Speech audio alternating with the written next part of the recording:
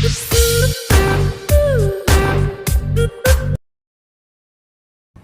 दोस्तों, क्या हाल चाल। तो उम्मीद करता हूँ आपका नीट अच्छा गया होगा, और नहीं भी गया तो कोई बात नहीं। अगर आपका पहला चांस है, दूसरा चांस है, और आप अगर अभी भी नीट में उतना अच्छा नंबर नहीं आया, घबराने की कोई बात नहीं है। आपका जितना एफर्ट था, आपने सही से एफर्ट लगाया, दैट्स मैटर, कि आपने अपना बेस्ट दिया है। कोई बात नहीं, जिनका अच्छा हुआ नीट उनके लिए कॉन्ग्रेचुलेशंस आपके मेडिकल कॉलेज के लिए। तो चलो, हम इस वीडियो में, जैसा कि थंबनेल आपने देखा होगा, हम पूरा डिस्कस करेंगे कि केमिस्ट्री का पेपर कहाँ से आया, कौन कौन क्वेश्चंस थे, पूरी एनालिसिस करेंगे, डीप एनालिसिस करेंगे। तो पहला क्वेश्चन है, जो अभी नीट कितना देने वाले सवाल दोबारा है कि number and type of the bond पूछा है। इसमें इथेन दिया हुआ, इथीन दिया हुआ है, कार्बन मॉलिक्यूलर CO2 दिया, इथाइन दिया हुआ है। हाँ, तो सिंपल सा है, इथेन का स्ट्रक्चर बनाओ और ये ऐसे कर दो। जैसे देखो यहाँ पे NCERT में दिया भी हुआ है, आप देख सकते हो सॉल्यूशन में यहाँ पे लिखा हुआ है। इसी सेम अगर जो इसको प्रैक्टिस किया तो उससे तो ईजी ये सवाल था। ठीक है, अगला सवाल अगर हम देखेंगे तो हेनरी लॉ कांस्टेंट का आया हुआ था। उसने पूछा था 3 गैसेज का दे दिया था और सॉल्युबिलिटी पूछा था, उनका रिलेट किया था। तो आप देख सकते हो पेज नंबर 39 NCERT में सीधा सॉल्यूशन के चैप्टर में दिया हुआ है। यहाँ पे देखो हाईलाइटेड है ऑरेंज कलर से कि higher the value of the KH at the given pressure the lower is the solubility of the gas in the liquid. हाँ, सीधा यहाँ से सवाल आया हुआ है। तो भाई देखो NCERT का कितना ज़्यादा महत्व है। आप अभी आगे देखोगे कि 99% जो सवाल इस बार आए हैं टोटल NCERT से था। मैं पहले भी अपने वीडियोज़ में और जो पिछले साल का केमिस्ट्री के पेपर का एनालिसिस किया था उसमें भी बताया था कि NCERT इज़ वेरी मस्ट। पूरे सवाल आ रहे हैं, आपको मैं इसलिए प्रूफ कर रहा हूँ। तो जो बच्चे हैं आगे तैयारी करना चाह रहे हैं उनके लिए एक अलर्ट है कि आप NCERT को नहीं छोड़ना है। मॉडल छोड़ दो, कुछ भी कर लो, लेकिन NCERT का साथ नहीं छोड़ना है। अगला क्वेश्चन नंबर 53। इसमें देखो the boiling point of the hydride of the group 16 element follow as the order, ये दिया हुआ है। On the basics of the molecular mass as 2। Same NCERT के लाइन्स उठ के सेशन रीजनिंग में आ गई है। जैसा कि आप देख सकते हो टेबल नंबर 7.7 से डायरेक्ट डाटा आया हुआ है NCERT का। अगला सवाल भी देखोगे, intermolecular hydrogen bonding is present in. देखो फिर से NCERT का पेज नंबर 132 पे दिया हुआ है type of the hydrogen bond में, और एग्जाम्पल भी यही दिया हुआ है। तो देखो भाई, पूरी की पूरी सवाल NCERT से आ रही है। बस मतलब ये होता है ना कि आप लोग डाइवर्ट हो जाते हो, कभी इस सोर्स पे, कभी उस सोर्स पे, कभी इसके सोच पे, कभी कोई यूट्यूब वाले के चक्कर में पढ़ोगे तो कभी टेलीग्राम में। भाई एक चीज़ में होके पढ़ना होता है। हाँ, आपको मैं पूरी की पूरी गाइडेंस दूंगा अपने अपकमिंग वीडियोज़ में कि आपको लिए कौन से सब्जेक्ट के लिए कौन सी कोचिंग्स अच्छी होगी, क्या मटेरियल अच्छा होगा, क्या अप्रोच अच्छा होगा। तो केमिस्ट्री का आज हम डिटेल जैसे वीडियो बना रहे हैं, आप अगर कमेंट करोगे और बताओगे तो ऐसा मैं बायोलॉजी का और फिजिक्स का भी पूरा एनालिसिस करूँगा। क्वेश्चंस को आगे बढ़ते हैं, हम ज़्यादा लंबा वीडियो नहीं करते हैं। तो इसमें दिया हुआ है the boiling point of the 3 isomeric pentane follow the order this. तो आप यहाँ पे सीधा देख सकते हो, यहाँ पे जो चार्ट दिया हुआ है 13.2 में, इसमें सीधा बॉइलिंग पॉइंट और मेल्टिंग पॉइंट का ऑर्डर का पूरा कंपैरिजन किया हुआ है। तो भाई देख सकते हो ना, बहुत सारे सवाल आ रहे हैं टेबल से और आप लोग नेगलेक्ट कर देते हो उसको। फिर देखो 50 नंबर 6 का सवाल है, उसमें दिया है SN1 रिएक्शन फास्टेस्ट रेट कौन होगा। भाई ये तो जो सिंपल सा भी करता है उसमें भी बता होता है। और अगर आप मेरा ऑर्गेनिक वाला जो वीडियो मैंने बनाया था उसमें अगर देखोगे तो उसमें मैंने कई बार बताया था कि SN1 और SN2 के रिएक्टिविटी ऑर्डर में एक सवाल आता है। इस बार तो दो आए हुए हैं। तो ये भी देख सकते हो, ये भी डायरेक्ट NCERT का सवाल है। NCERT से डायरेक्ट लाइन उठ के आया हुआ है, एकदम सिंपल सा आया हुआ है। ठीक, आगे अगर देखोगे आप सवाल तो इसमें दिया हुआ है ल्यूकास रीजन से कौन सा रिएक्ट करता है। देखो NCERT का फिर से रिएक्शन दिया हुआ है यहाँ पे, और सीधा शब्दों में लिखा हुआ है the difference in reactivity of the 3 classes of the alcohol with the HCl distinguish with the Lucas reagent. उसके बाद देखो दिया हुआ है कि primary alcohol not produce the turbidity at the room temperature and tertiary react properly. ठीक है, अब अगला सवाल हम देखते हैं। अगला सवाल स्क्रीन पे है। इसमें दिया हुआ 1 ग्राम of the sodium hydroxide was treated with this. एकदम सेम इसी बेसिस पे सवाल। ये थोड़ा सा इनडायरेक्ट क्वेश्चन था लेकिन NCERT से था, JEE मेंस का आया हुआ सवाल है। हाँ, तो ये देखो इसमें भी ऐसे सवाल दिया हुआ था। इसमें पूछा कि कितना लेफ्ट रहेगा अनरिएक्टेड, तो 1.24 देख सकते हो, कुछ ऐसा ही है इसमें, क्योंकि इसमें भी देखो सेकंड वाला दिया ना, will any of the 2 reactant will unreacted, if yes then what will be the mass. Same ऐसा दिया हुआ है। फिर आप आगे देख सकते हो increasing order the first energy energy. ये तो बहुत ही सिंपल सवाल NCERT की, देखो फिर से ग्राफ से सवाल आया हुआ है। वैसे ये थ्योरी में भी दिया हुआ है और सबके नोट्स में होता है। मैं आपको इस वीडियो से ये बताना चाह रहा हूँ कि NCERT कितना ज़रूरी है। अभी तक आप देख सकते हो पूरे के पूरे सवाल NCERT से आए हुए हैं। अगला सवाल question number 60, the most stable carbocation among the following. देखो कार्बोकेटाइन का दूसरा सवाल आ गया भाई। कार्बोकेटाइन की स्टेबिलिटी यहाँ पे सीधा दिया हुआ NCERT में, मैं आपको क्या ही बताऊँ, देख लो आप, सीधा ही देख लो। हाँ, ये तो एकदम ईजी सवाल था। अब इसमें दिया activation energy of the energy can be calculated. हाँ, ये एक अच्छा सवाल था। ये क्या है, ये थोड़ा सा जो दिमाग लगाएगा, डायरेक्ट नहीं है सवाल, इसको थोड़ा सा दिमाग लगाना पड़ेगा। ये जो इक्वेशन है ना, जो एग्जाम्पल नंबर 4.9 में दिख रहा है, log K2/K1 equal to EA 2.303 T2 - T1/T1/T2, इसमें आप देख सकते हो कि एक्टिवेशन एनर्जी में जो होता है वो किस पर डिपेंड कर रहा है, डिफरेंस ऑफ द टेम्परेचर पे डिपेंड कर रहा है। तो ये एक अच्छा सवाल माना सकता है।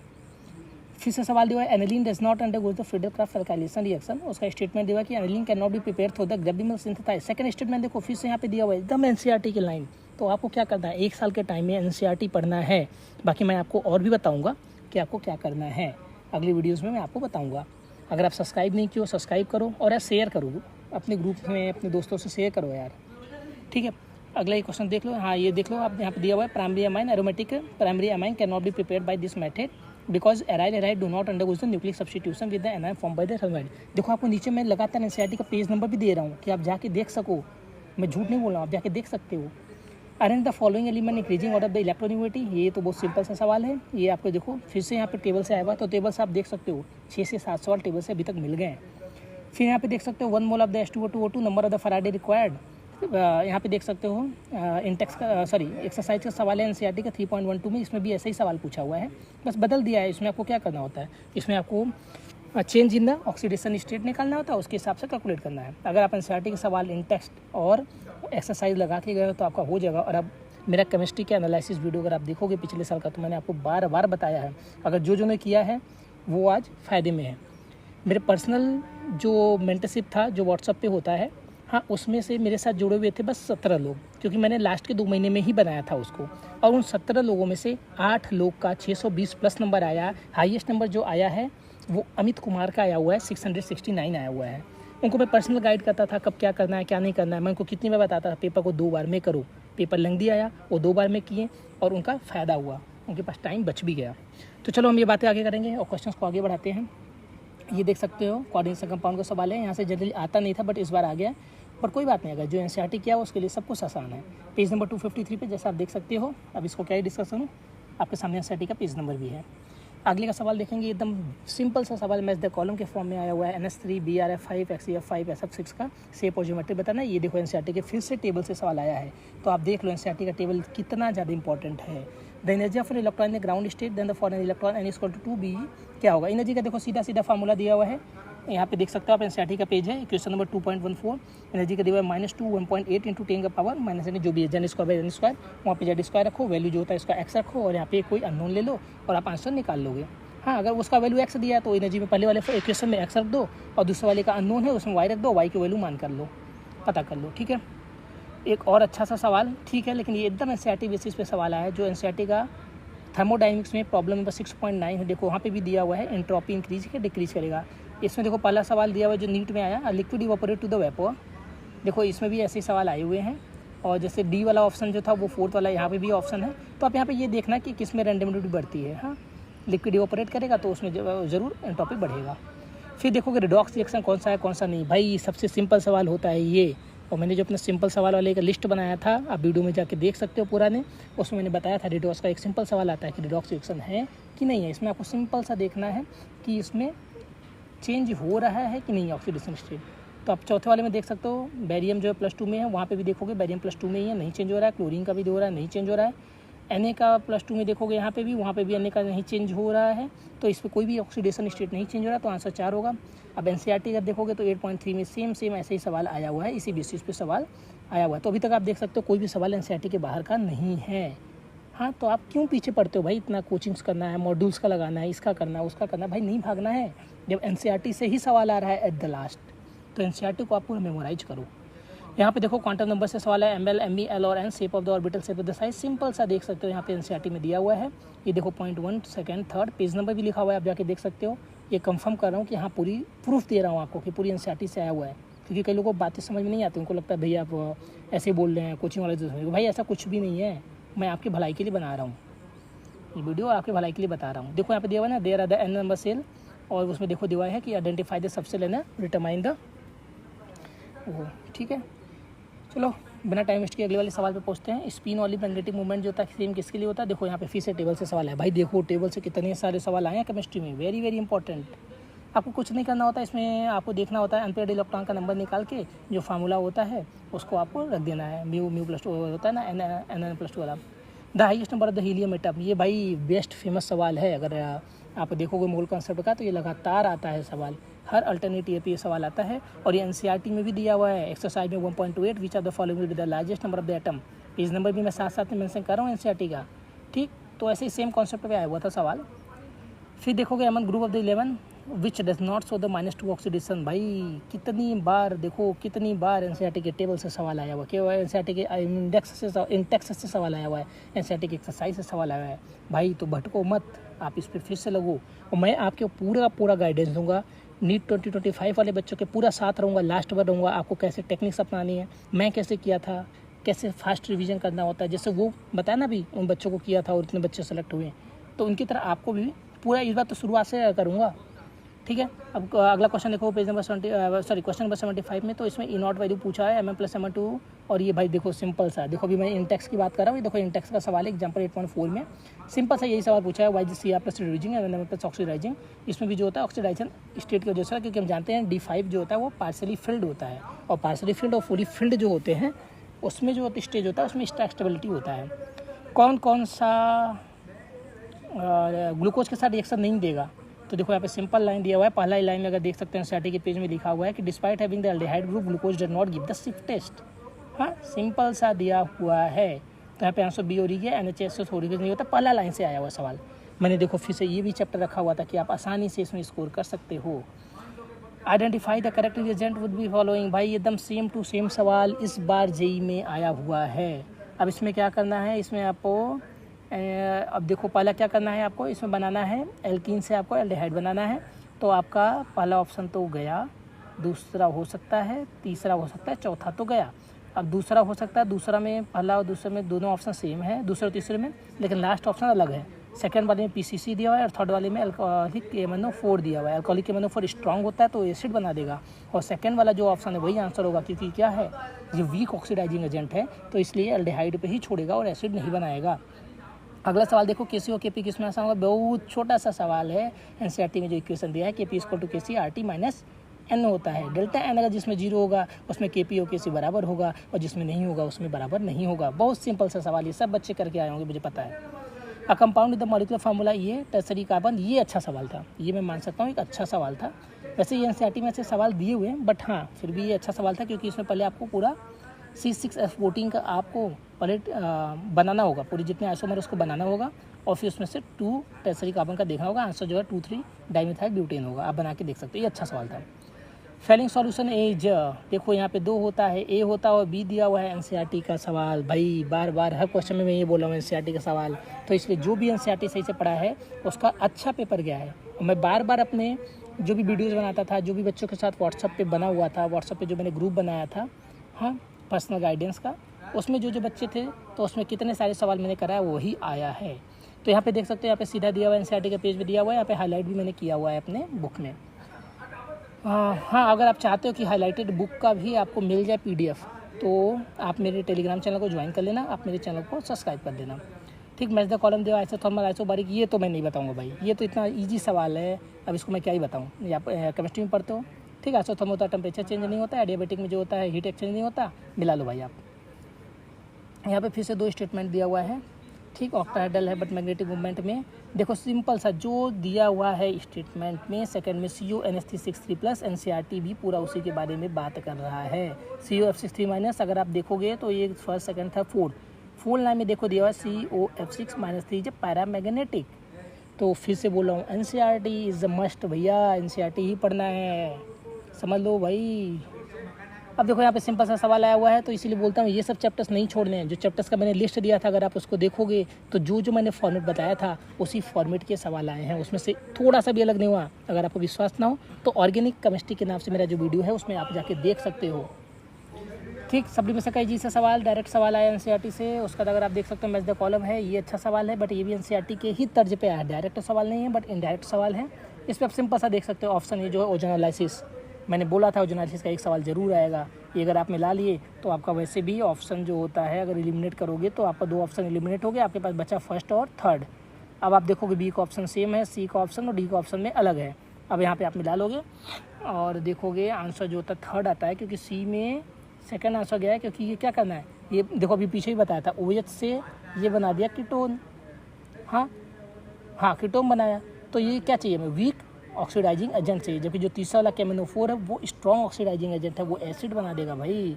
तो देखो वो डी वाले में हुआ है, ठीक है। सेम बेसिस पे सवाल है एनसीईआरटी में, आप देख सकते हो बगल में।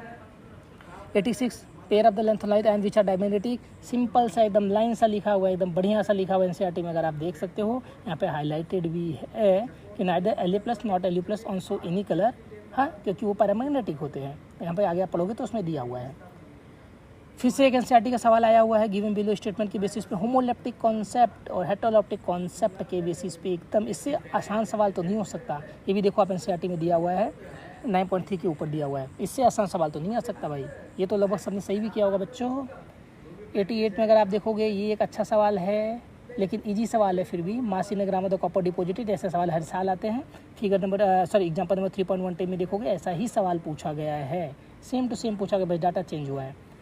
यहाँ पे फिर से दिया है KMnO4H+। भाई अभी कितनी बार बताऊँ कि KMnO4H+ जो होता है वो स्ट्रॉन्ग ऑक्सीडाइजिंग एजेंट है। इसी बेसिस पे, इसी कॉन्सेप्ट पे स्ट्रॉन्ग ऑक्सीडाइजिंग एजेंट और वीक ऑक्सीडाइजिंग एजेंट के बेसिस पे, देखो तीसरा सवाल है ये, एक PCC वाला था, एक अभी CrO3 वाला था और एक ये वाला सवाल है। तो बच्चों अगर आप कहोगे तो मैं आपको अपने टेलीग्राम चैनल पे पूरा ऑक्सीडाइजिंग एजेंट का और रिड्यूसिंग एजेंट का एक अलग से पूरा का पूरा चार्ट बना के दे दूंगा, जिससे मैं याद किया करता था। ठीक है। The product of the A and B in the following are this. देखो भाई एनसीईआरटी का सीधा सवाल, अब क्या ही बताया जाए इसमें। ठीक है, आप देख लो एनसीईआरटी का पेज नंबर के साथ देख लो। The rate of the reaction quadruple when the temperature changes from this to this, calculate the energy of the activation. Simple सा सवाल है, एग्जाम्पल नंबर 4.9 एकदम ऐसा ही सवाल दिया हुआ है। वहाँ यहाँ पे क्या दिया, बस थोड़ा सा अंतर है। ये सवाल हम मान सकते हैं कि मीडियम रेंज का उतना आसान भी नहीं है। ठीक, यहाँ पे क्या दिया हुआ है, यहाँ पे K2 और K1 की वैल्यू दिया है, बट ये क्या बोला, क्वाड्रपल हो है, तो 1/4 कर दो K2 K1 का और आंसर क्वेश्चन एकदम सेम हो जाएगा। ठीक है, तो ये सवाल थोड़ा सा मान सकता हूँ, कैलकुलेटिव भी है और सब नहीं कर पाएंगे उतना प्रेशर के अंदर। 92 अगर देखेंगे तो इसमें दिया हुआ है presence of the more salt solution which are the following acid. ये अच्छा सवाल था, ये जल्दी दिखेगा नहीं, मैंने भी एनसीईआरटी में मिला नहीं। आप कमेंट करके बता सकते हो कि एनसीईआरटी में था कि नहीं था। इसका आंसर डाइल्यूट सल्फ्यूरिक एसिड है। अब अगला सवाल देखते हैं, इसमें दिया हुआ है CH3 PBr3 का एल्कोहलिक एवज का। ये सीधा एनसीईआरटी का नहीं, इस बार JEE मेंस का सवाल आया हुआ है। हाँ, सीधा एकदम सेम टू सेम, कुछ डाटा भी नहीं बदला है, इसलिए मैं बोला था JEE का एक बार सवाल आप लोग देख लेना। हाँ, जितने भी बच्चे मेरे थे वो सब सही करके आए हैं इसको। ठीक है, और अगला कौन सा है, the plot of the osmotic pressure. The plot of the osmotic pressure, हाँ वो लाइन सवाल ना, the plot of the osmotic pressure वाला वर्सेस कॉन्सेंट्रेशन। हाँ, तो ये देखो, ये अच्छा सवाल था यार। इसमें क्या होता है, इसमें देखो स्ट्रेट लाइन पे आपका अगर फार्मूला मालूम y = mx + c वाला, यहाँ पे जो होता है m होता है स्लोप दिया हुआ है, तो यहाँ पे स्लोप दिया हुआ है, c से जो तो कांस्टेंट होता है उसको अगर आपको देखना है और उसमें से बनाना है। देखो फार्मूला आपके पास है पाई = CRT। ये एक बेस्ट सवाल है। हाँ, जितने भी सवाल आप लोगों ने किया उसमें से एक अच्छा सवाल, इसको भी हम मानेंगे, अच्छे सवाल के बारे में डालेंगे इसमें। हाँ, तो इस बार थोड़ा सा अगर पिछली बार के कंपेरिजन में देखेंगे तो मुझे मेरे हिसाब से थोड़ा सा लेवल अप रहा है, केमिस्ट्री का अच्छा लेवल आया हुआ है। अब इसमें देखो आइडेंटिफाई द करेक्ट आंसर पूछा है, तो 3 regional structure can be down from the ozone, गलत बात। BF3 है जो 2 ही होता है, BF3 है जो नॉन जीरो डायपोल मोमेंट 0 होता है भाई, dipole moment of the NH3 is greater than NH3, यहाँ पे एक्सेप्शन था, याद करो, सही है ये। 3 canonical ion can be down from the CO3 -।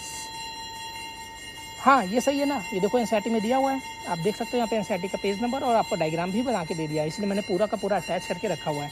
ये सवाल जो एक बार एक्स्ट्रा आया हुआ था, हाँ, जो उन्होंने दिया था प्रैक्टिकल केमिस्ट्री, प्रैक्टिकल बायोलॉजी और केमिस्ट्री प्रैक्टिकल फिजिक्स के में आए थे, उसका एक सवाल आया भी। हाँ, तो हमारे टाइम में तो ये नहीं आया था, बस इस बार आया है। आप देख सकते हो, जिसने भी पढ़ा होगा, सिंपल सा सवाल था, उसको ऑर्डर में अरेंज करना था 6 ग्रुप में जो रेडिकल्स होते हैं।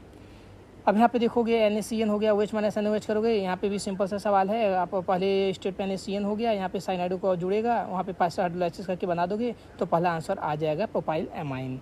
ये भी अच्छा सवाल था। The work done by the reversible isothermal of the one mole of the hydrogen is this. Simple सा फार्मूला है, बट हाँ, ये भी एक अच्छा सवाल मान सकते हैं हम। देखो आया एनसीईआरटी से, एनसीईआरटी के बाद नहीं गया है। ये जो फार्मूला दिया हुआ है ना, work done = nRT ln VF/V1, या तो यहाँ प्रेशर पे उल्टा हो जाता है, वहाँ पे प्रेशर में इनिशियल ऊपर होता है और फाइनल नीचे होता है। ये आपने कहाँ भी पढ़ा होगा, फिजिक्स में भी अच्छे से पढ़ा हुआ है, थर्मोडाइनमिक्स में। तो ये भी एक अच्छा सवाल था, लेकिन है एनसीईआरटी से।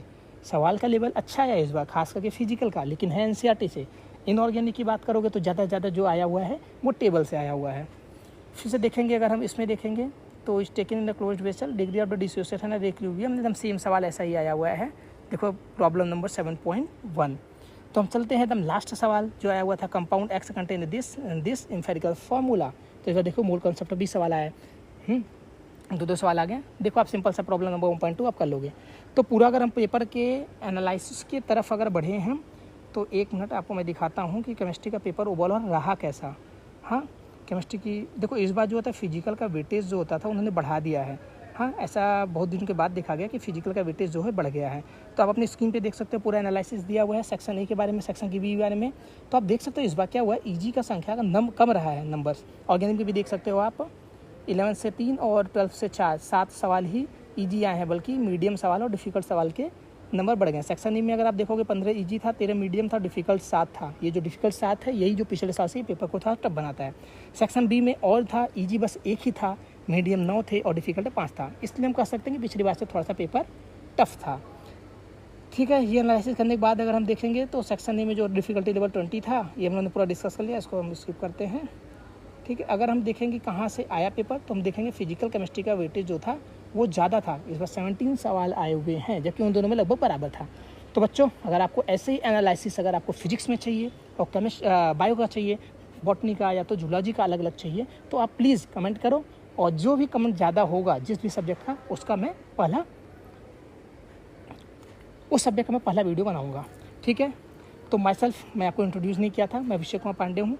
रिम्स मेडिकल कॉलेज से MBBS कर रहा हूँ, और मेरा फिजिक्स में 170 आउट ऑफ 180 मार्क्स आया हुआ था। तो फिजिक्स का पर्सनल गाइडेंस, आपको कैसे पूरा गाइडेंस करना है, कैसे आपको अप्रोच करना है, उस सब के बारे में मैं वीडियो बनाता रहूँगा। आप चैनल को सब्सक्राइब करो and please share it. Thank you बच्चों।